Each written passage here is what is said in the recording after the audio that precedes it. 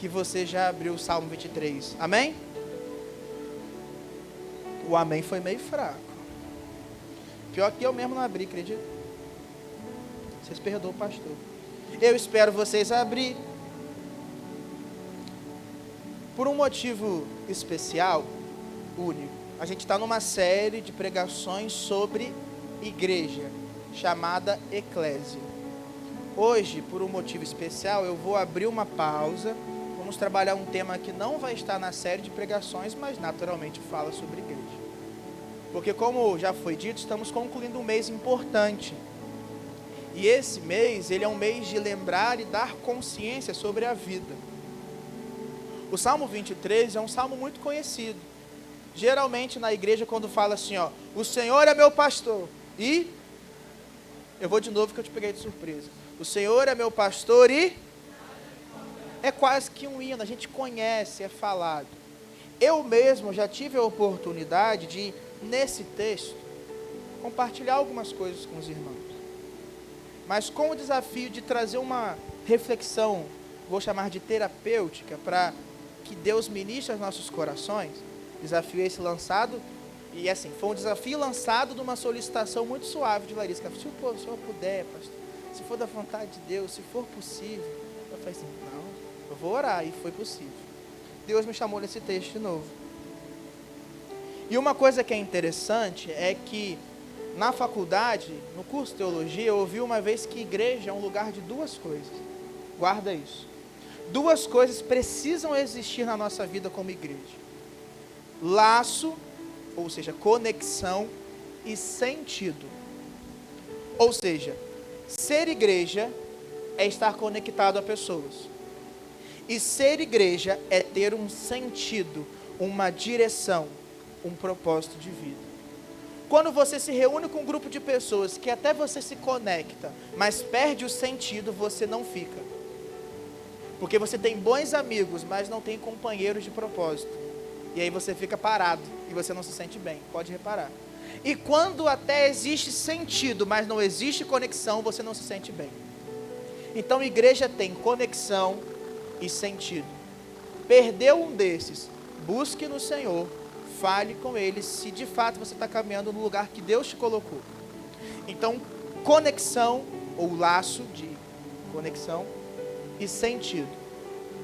Quando nós falamos sobre a vida, quando nós falamos sobre Cristo, que é o nosso Senhor, o nosso pastor, o pastor de uma ovelha, ele guia, ele direciona, ou seja, ele dá sentido. O que eu quero compartilhar nessa noite, através do Salmo 23, é sobre Jesus dando o sentido da nossa vida. Eu quero que você pense na sua história, inclusive se a sua história estiver passando por algumas turbulências.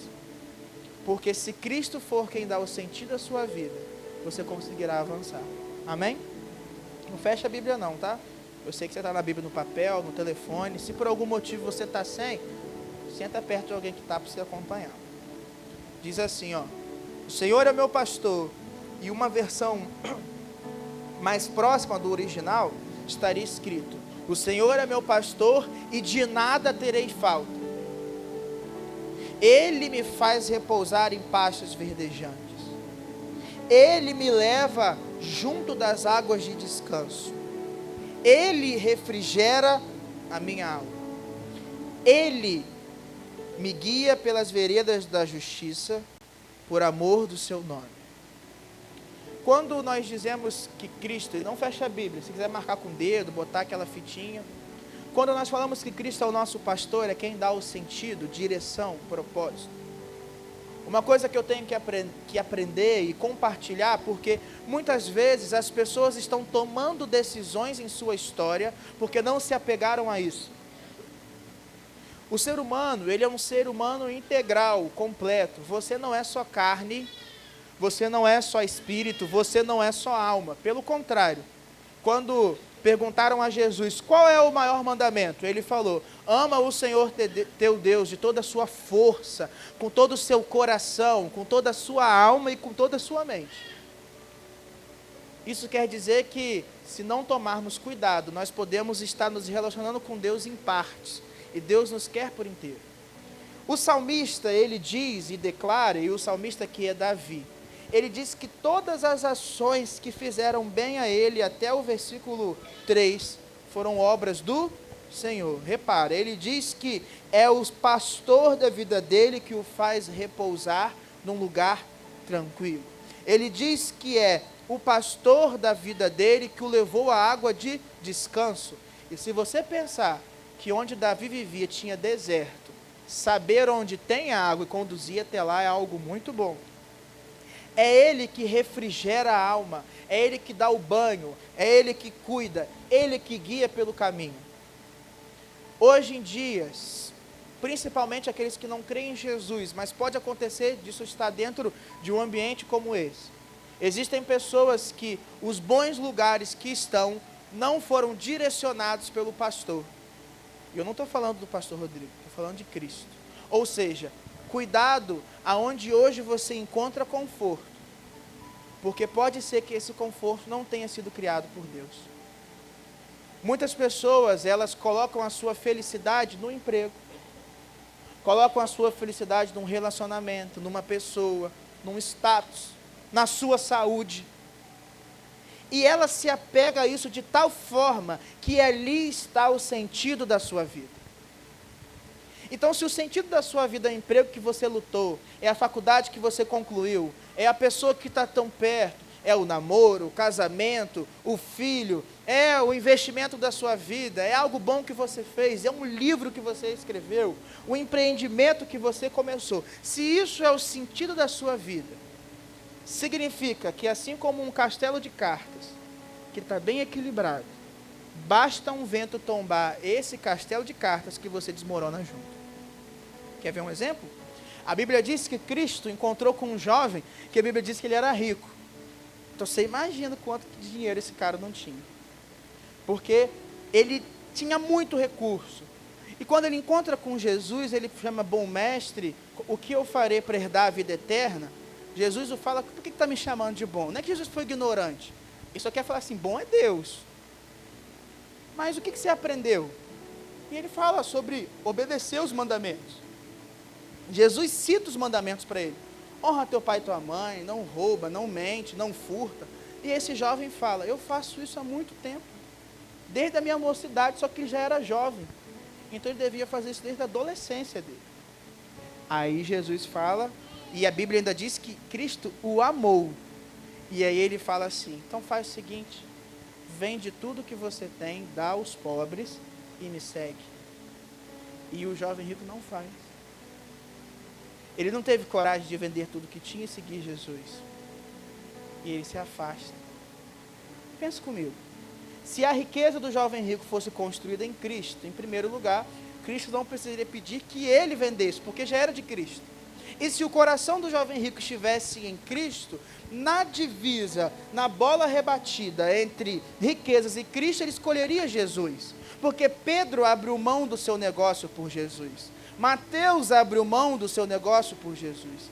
Irmã Iriné compartilhou nessa quinta passada que Zaqueu abriu mão das suas riquezas por Jesus. Por sinal, Zaqueu acontece logo depois do jovem rico. Porque todo mundo ficou pensando assim, e deu ruim, porque Cristo disse que é mais fácil um camelo passar no fundo de uma agulha do que um rico entrar no reino dos céus. Todo mundo ficou, agora deu ruim. Então é impossível para entrar no reino dos céus. Aí Cristo falou, para o homem é, mas para Deus nada é impossível. No outro capítulo, Lucas registra Zaqueu, um homem que enriqueceu de uma forma errada, mas ele entendeu que o sentido da vida dele não era o que ele conquistou pelo braço, principalmente porque foi errado. Então isso não valia de nada se não fosse com Cristo. E ele se coloca aos pés de Jesus. Um problema que hoje acontece é que nós colocamos a nossa vida, a nossa esperança, o nosso sentido em coisas materiais ou em pessoas. E quando elas faltam, as nossas emoções não estão preparadas para lidar. Uma coisa que aconteceu, quem lembra um pouquinho de história, mas no início do século XX, lá para 1900 e alguma coisa, não lembro agora a data, o Daniel vai lembrar que está estudando para o Enem. Teve uma crise na Bolsa dos Estados Unidos, foi 19? Não lembro agora. 29, errei por 10. teve uma crise na Bolsa dos Estados Unidos. A economia dos Estados Unidos teve um colapso. Sabe o que aconteceu? Muita gente, ao saber, simplesmente abriu uma janela e se matava, porque perdeu todo o dinheiro. Muitas vezes nós julgamos uma pessoa que vai até uma ponte, mas nós nunca conhecemos as pontes que foram sendo cumpridas e rompidas no processo de tristezas, decepções e situações que levam pessoas ao extremo. Ser igreja é conhecer que Cristo é o sentido da vida.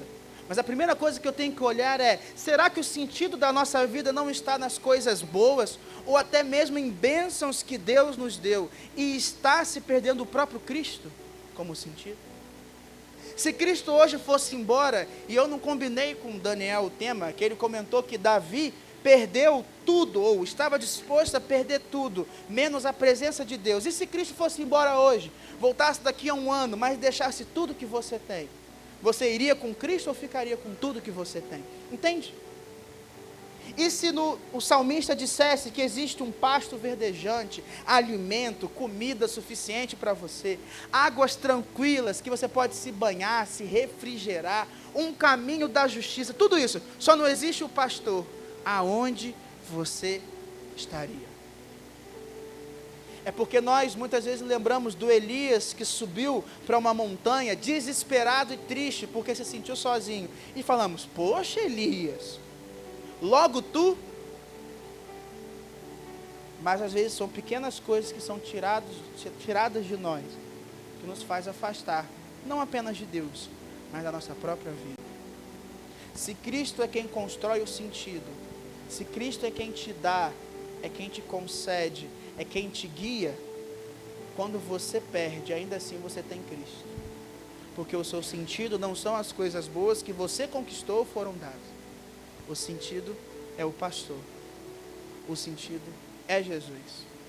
Então, primeiro eu preciso te desafiar sobre as boas coisas que você tem. Então, isso começa comigo. Meu emprego, ministério, casamento, família. Eu estou firmado, ou na minha cabeça eu estou bem pelo que eu tenho?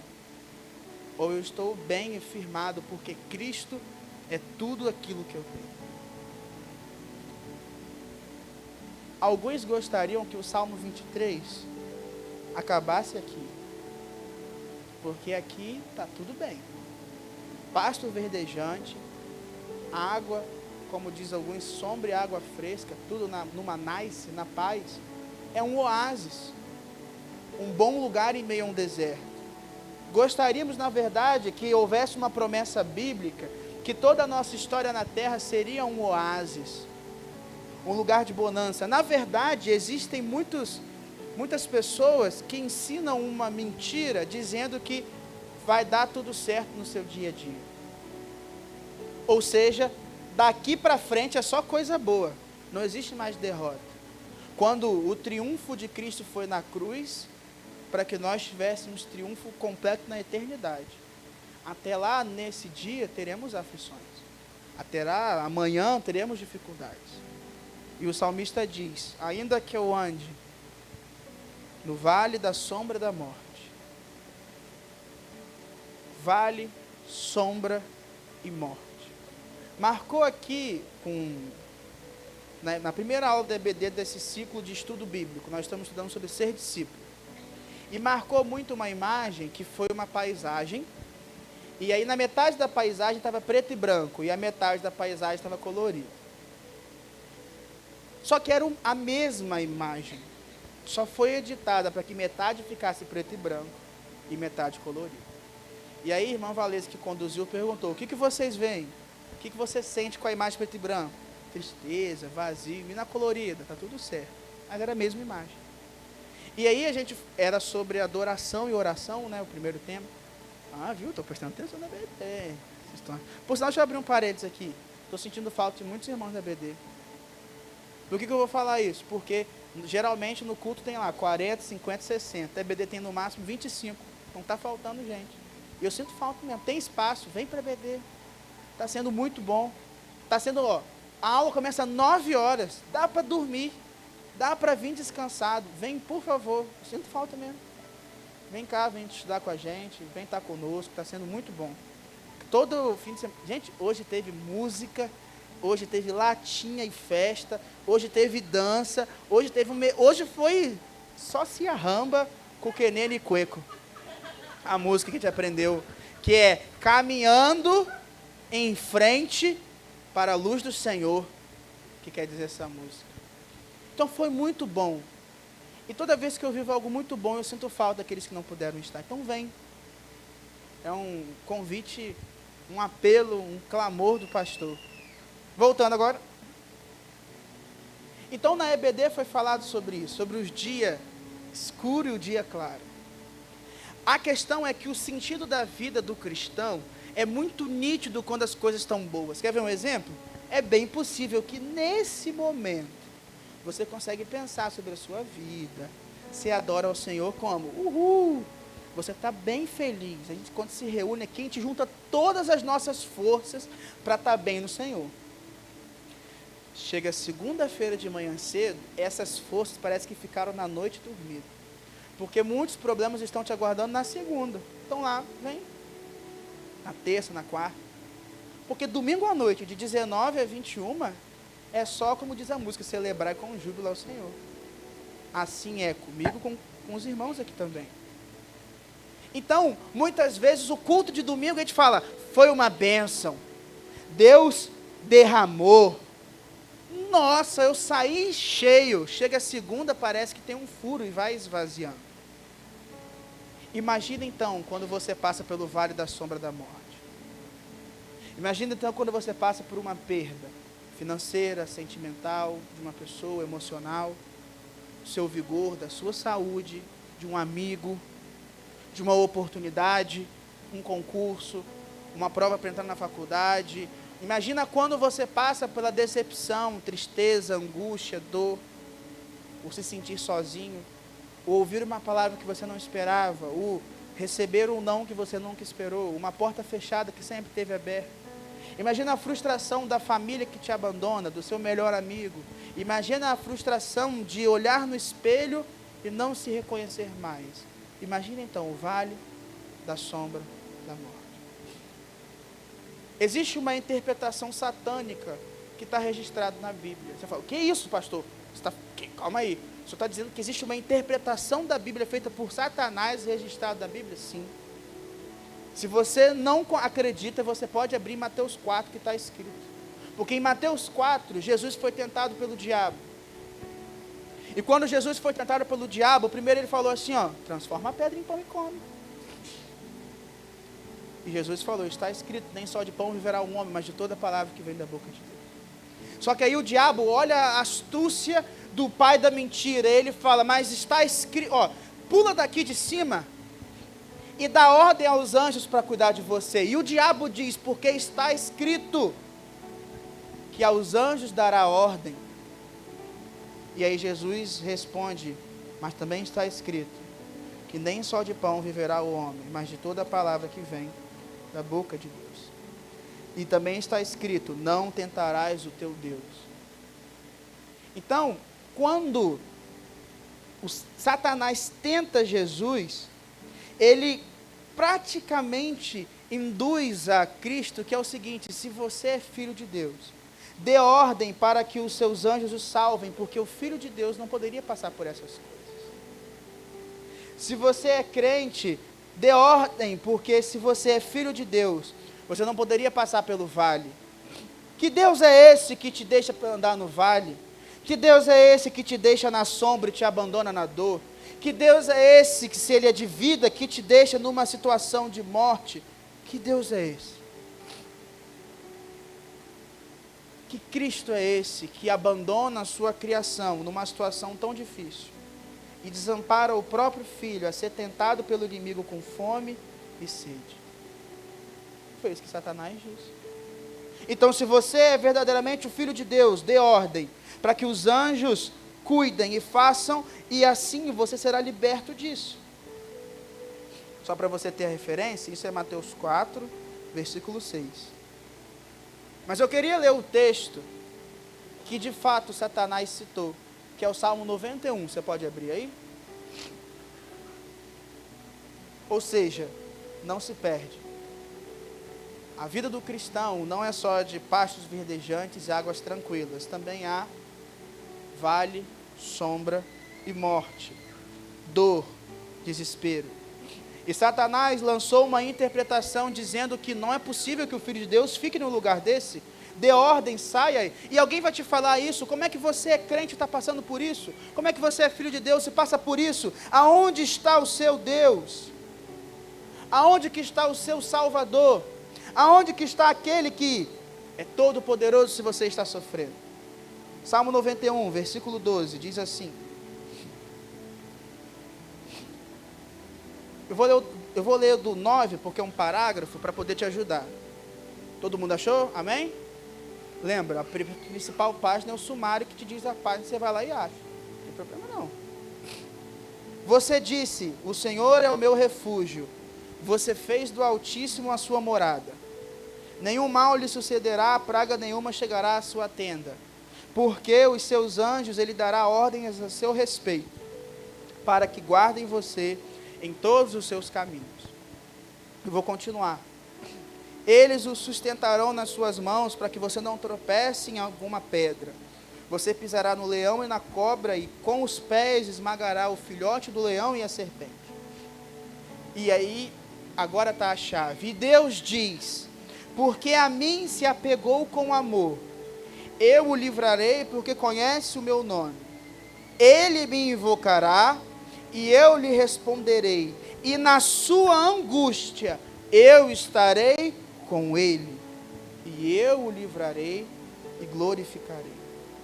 A Bíblia nunca disse que não passaríamos por angústias, a Bíblia nunca disse que seríamos libertos em todos os vales e sombra da morte, mas a Bíblia diz que quando eu passar mesmo pela angústia, Deus prometeu estar conosco. Então, quando Cristo é o sentido da vida, Ele dá sentido de vida mesmo no vale da sombra da morte. Não porque o vale da sombra da morte seja o lugar que Ele quer para você, mas por consequências do seu caminho acontecem vale, sombra e morte. Mas Deus, Ele está contigo. É o que o salmista disse. Ainda que eu ande pelo vale da sombra da morte, não temerei mal algum. Por quê? Porque tu estás comigo. A grande mentira de Satanás é dizer que na dor você não tem Deus.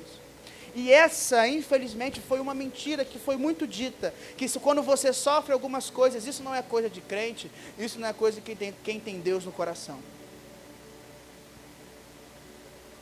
Mas a Bíblia diz que mesmo na angústia, ou seja, o crente pode ser afetado pela angústia, pela dor, Deus está conosco. Deus não quer que a gente fique no vale da sombra da morte. O vale da sombra da morte não é um lugar de morada. O nosso lugar de morada é o Senhor.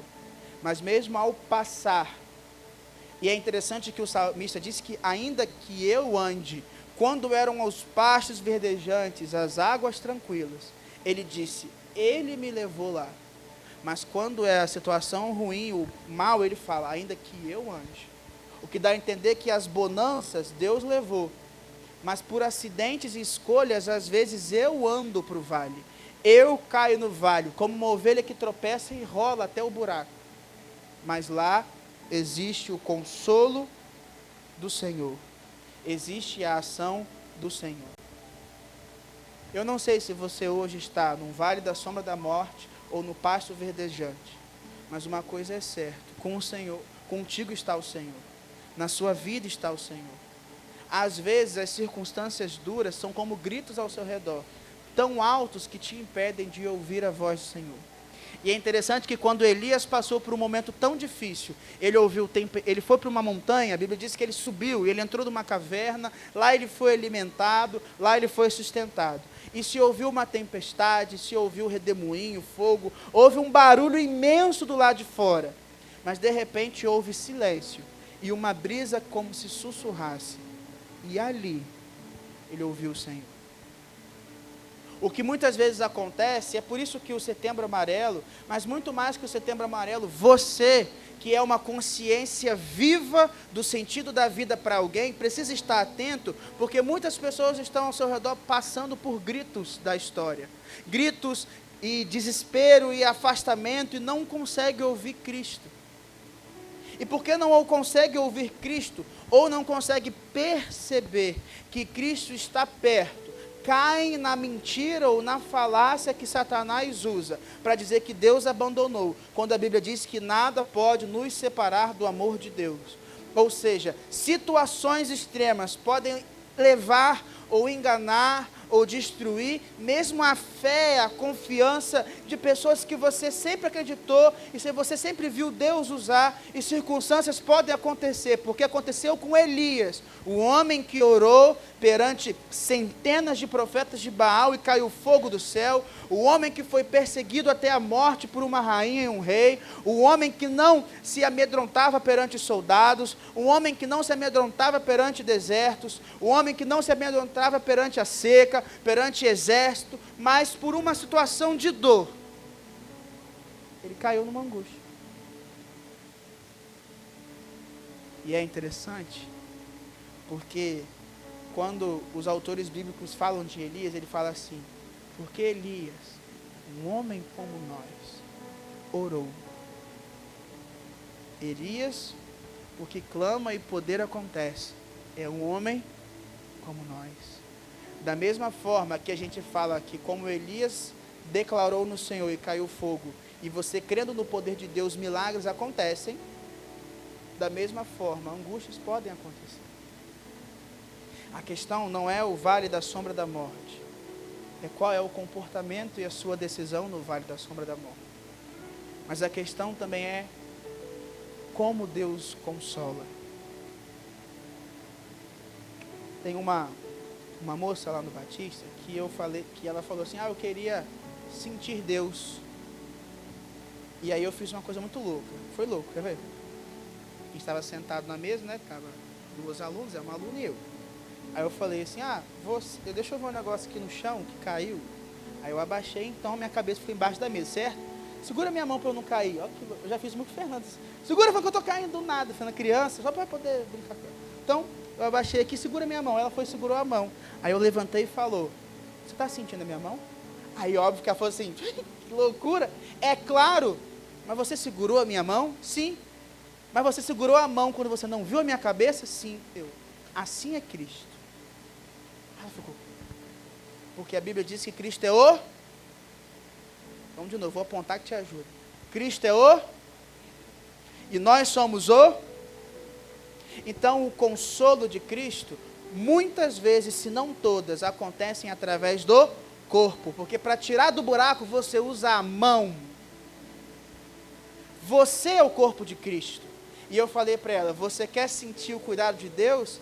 Permita que o corpo dele, as pessoas que ele usa, estejam perto de você. Nós somos o corpo de Cristo. Nós somos os instrumentos que Cristo escolheu usar nessa geração para ajudar pessoas no vale da sombra da morte. Nós somos as pessoas que Cristo levantou nessa geração para, vivendo o sentido da vida, ir para os lugares escuros, ir para as cavernas onde estão se escondendo, ir para onde as pessoas têm dor e declarar que nós estamos ali, nem que seja para sentar ao lado, porque Jesus disse que quando ele teve fome, foi dado a ele de comer, e quando ele teve sede, foi dado a ele de beber, e quando ele estava cativo, ele foi visitado, quando ele estava enfermo, ele foi cuidado, quando ele era um forasteiro, foi dado um lugar para ele dormir. E as pessoas dirão, porque ele falava sobre os últimos dias, qual foi o dia, Jesus, que eu te ajudei com essas coisas? Ele falou, quando você fez a um dos meus pequeninos, você fez a mim. O triste é se nós formos o outro grupo, que Jesus vai dizer, aparta-te de mim, bode, porque vocês não são ovelhas minhas, vocês são bode, porque quando eu tive fome você não me deu de comer, quando eu tive sede você não me deu de beber, quando eu estava preso você não me visitou, quando eu estava forasteiro você não me acolheu, quando eu estava sem roupa você não me deu, quando eu estava doente você não cuidou de mim. E as pessoas dirão, quando foi, Cristo, que eu não fiz isso a você? E ele falará abertamente, de forma clara, quando você rejeitou e não fez aos meus pequeninos, você também não fez a mim. Porque tem gente nessa noite, pode ser não nesse ambiente, mas ao sair daqui, que está passando pelo vale da sombra da morte. E deixa eu te falar outra coisa, que nem estava preparado. Nós julgamos o vale das pessoas pelo vale que nós passamos. Ou seja, pensa numa criança, pequenininha. Descer aqui é difícil. Bota Miguel aqui. Todo mundo corre. Se Miguel, uma criança de colo, fosse descer aqui, podia estar pregando quem fosse. Todo mundo levantava. Meu Deus, vai ajudar. Mas qualquer pessoa desce, eu desço aqui. Nós olhamos para Miguel e esse degrau para ele é muito grande. Mas para um adulto é só mais um passo. Infelizmente, assim como fazemos com Miguel, não fazemos com as pessoas. Porque muitas vezes a dor de uma pessoa que eu não compreendo é como um degrau para você, que dá um passo. Mas para ela é como um degrau para Miguel, que é grande demais para fazer sozinho. Deus não te levantou para ser juiz. Não nesse tempo. Cristo, na verdade, veio e falou assim: eu não vim agora para julgar. Vai vir um momento que Cristo vai julgar a todos, mas eu não vim agora para julgar. Cuidado, porque muitas vezes nós somos ótimos juízes de vale. Juízes de vale da sombra da morte. Quase o The Voice espiritual. A gente senta numa cadeira confortável, de costas. Você reparou que o The Voice é de costas? A gente está de costas ficando. E a gente ouve o grito, o clamor, a canção do desespero de alguém falando, e eu te digo, porque um grupo de pessoas que a gente negligencia é jovem, adolescente e criança. É absurdo o número hoje de crianças e adolescentes entre 5 e 24 anos. As crianças estão ansiosas e os adolescentes estão depressivos. Isso é um número estatístico. Se não me falha a memória, são 35% dessa faixa etária. Ou seja, hoje uma criança até 12 anos, se não me engano, 3 a cada 10 já tem um diagnóstico de ansiedade ou depressão. 3 a cada 10. Que vida é essa que as crianças estão tendo? Para 3 a cada 10 já estarem tendo ansiedade. Porque na nossa época, você ouvia assim, era a frase, você só estuda? Só que hoje, um jovem de 10, 11 anos já sabe quanto de nota ele tem que tirar para passar no Enem, para a faculdade que ele quer, o nível de estudo que ele tem que ter, a dificuldade, e aí tem ansiedade para passar numa prova que ele só estuda, e às vezes a gente olha e fala, é besteira, é só uma prova. Nós desvalorizamos o vale de crianças, mas também acontece com adultos. É só uma demissão, fulano, você não crê em Jesus não? Aí a pessoa fala que sim, vai falar que não? Sim, então vai passar. É só um amigo que foi embora, você não tem o melhor amigo que é Jesus não?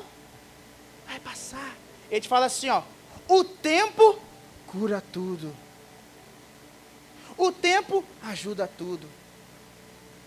Queridos, o tempo de Marezinha Atafona está consumindo casas.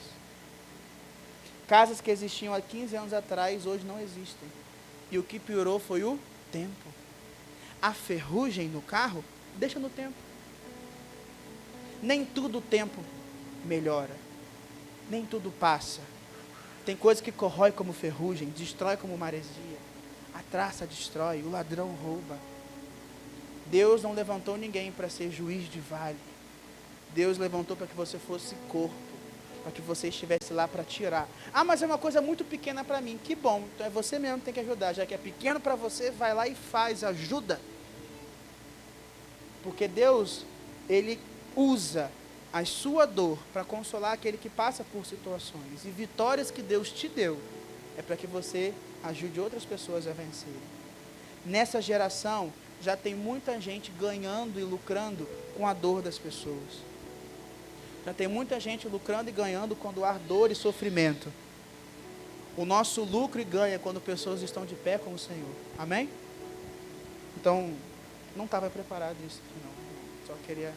Veio aqui, eu falei para você. Toma cuidado. Porque, uma vez eu ouvi isso, essa parte é dolorosa. Que o pecado mais comum dentro daqueles que se chamam igreja, porque fora da igreja, o pecado mais comum é idolatria, adultério, homossexualidade, imoralidade sexual, fofoca, corrupção, roubo, egoísmo. Isso é o pecado comum fora do ambiente que se diz igreja. E aí, o pregador disse, mas no ambiente que se diz igreja, o pecado mais comum é o juízo errado. Ou seja, as pessoas que julgam. Cuidado. Você fechou o Salmo 23? Não respondeu, é que fechou, né? Versículo 5. Prepara-me uma mesa na presença dos meus adversários. Unges a minha cabeça com óleo e o meu cálice transborda. A mesa está sendo preparada perante o... Que isso, gente? A mesa está sendo preparada perante os meus inimigos, os meus adversários. Nós já vimos que temos que tomar cuidado se Cristo está consolidando a nossa vida em situações boas, em pastos verdejantes. Isso está tirando a minha confiança no Senhor. Nós já entendemos que precisamos tomar cuidado, porque passaremos por vales, por situações de sombra e morte, mas Deus está conosco em todas as circunstâncias. Mas temos que entender que o sentido da nossa vida está com Cristo, porque mesmo perante os inimigos e adversários, Ele nos prepara provisão, Ele nos prepara tranquilidade. Eu te convido a ficar de pé. Antes de eu fazer a conclusão, eu quero dar um aviso, porque depois que conclui, tem o momento do então romperá, o abraço, e aí geralmente a gente abraça 17 pessoas e vai embora. Acontece. Hoje não será assim, presta bem atenção. Ao terminar a celebração do culto, todos vão, a gente nem vai abraçar aqui muito, que a gente vai fazer um outro movimento. Nós vamos lá para trás, porque hoje nós vamos celebrar o aniversário de Dona Djailma. Tudo bem? Então, ó, não vou cantar parabéns agora, que vai cantar lá, a gente vai fazer tudo lá. Estou te avisando para não terminar e você ir embora antes disso. Então, ao terminar, nós vamos para lá. Tudo bem? Feche seus olhos.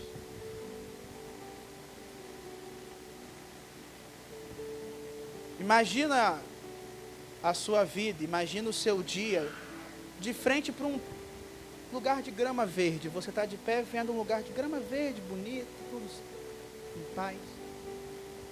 Então se coloca, você está de pé, o clima está tranquilo, a situação está boa. Só que de repente você começa a sentir o chão tremer como um pequeno terremoto e você começa a ver pessoas chegando, um exército de inimigos. Ou seja, é uma grande quantidade de situações contra você. O natural de uma pessoa sozinha ao ver um exército é correr, é se desesperar ou aceitar a derrota. De repente, perante essa situação tão difícil, você sente uma presença acolhedora, algo que brilha mais que o próprio sol, aparecer e colocar perante a você uma mesa com alimentos, uma mesa com tudo que há de bom. E aquele exército para, e por algum motivo ele não dá mais nenhum passo. E essa presença poderosa, que brilha mais que a luz do sol, declara: sente e coma, porque isso é preparado para você. A pergunta que eu quero te fazer, porque essa noite precisa ser uma noite de sentido de vida, é: quais são os inimigos e adversários que têm ceifado a sua paz, que têm afundado você, que têm te mergulhado em medo, desespero, ansiedade, depressão, angústia, uma sensação de falta de esperança, destruindo a sua fé, te impedindo de viver? Porque eu sei que hoje existem pessoas que estão perdendo a noite de sono. Eu sei que tem pessoas que hoje sozinhas choram. E às vezes é algo que é bênção de Deus, ou foi te entregue para ser bênção, mas está te afundando ao invés de te ajudar. E como eu sei que isso pode acometer a qualquer um, hoje é uma noite que Deus te lembra que mesmo perante os teus inimigos, existe uma mesa preparada. Mesmo perante aos adversários, existe possibilidade de vitória no Senhor. Ele é o sentido da vida. Ele criou todas as coisas. Ele te conhece como ninguém. Ele sabe até onde você consegue lutar e até onde é Ele que trava a batalha. Ele sabe o quanto você aguenta. Ele sabe qual tem que ser o seu próximo passo. Mas eu quero orar por você. Eu quero orar por você que entende que nessa noite existem tantos inimigos perante a sua vida, perante você, que está sendo difícil dar o próximo passo. E de fato, você tem sentido ansiedade, dor, desespero, angústia, é difícil pensar, planejar, viver o futuro. Você está perdendo noite de sono, perdendo a paz, você está perdendo a sua própria consciência. Você está perdendo a sua própria noite de sono, você está perdendo a sua perspectiva. Eu quero te chamar para vir aqui à frente. Permaneça de olho fechado, mas quem entender que tem que vir, vem aqui na frente. Você que entende que nessa noite você precisa vencer esses adversários e dar um passo de dependência. Você que entende que o passo que você tem que dar, você não consegue dar sozinho. Vem aqui para nós orarmos juntos. Há alguém que entende que hoje precisa reconhecer e assumir para si o sentido da sua vida? Assumir que esse adversário é possível se vencer com o Senhor? Que entende que existe uma mesa preparada que as circunstâncias não estão te permitindo ver? Que as circunstâncias estão ocultando a voz do Senhor? Há alguém? Então vamos orar. Senhor, meu Deus, meu Pai, eu quero glorificar o Teu nome e agradecer porque o Senhor é bom. Eu quero agradecer porque o Senhor tem cuidado de nós nos mínimos detalhes e muitas vezes nós não vemos isso. Eu quero agradecer, Pai, porque o Senhor nos oferece pasto verdejante, o Senhor nos oferece água tranquila, o Senhor nos leva a lugares de paz, mas que nós nunca venhamos a querer mais as bênçãos do que o Senhor. Pai, eu quero agradecer porque o Senhor é presente mesmo em nossa angústia. O Senhor é conosco mesmo na dor, mesmo no vale da sombra da morte, podemos avançar sem medo. Cuida do coração dos meus irmãos que podem, por circunstâncias, estar com medo perante o desafio, perante a dor. Que o Senhor renove o sentido de vida. Pai, eu agradeço porque o Senhor prepara uma mesa para que nós possamos ter provisão, mesmo perante inimigos e dificuldades. Pai, faça com que o meu irmão ou a minha irmã volte a dormir em paz. Pai, faça com que o coração não tenha mais ansiedade. Pai, enxuga as lágrimas que só o Senhor vê.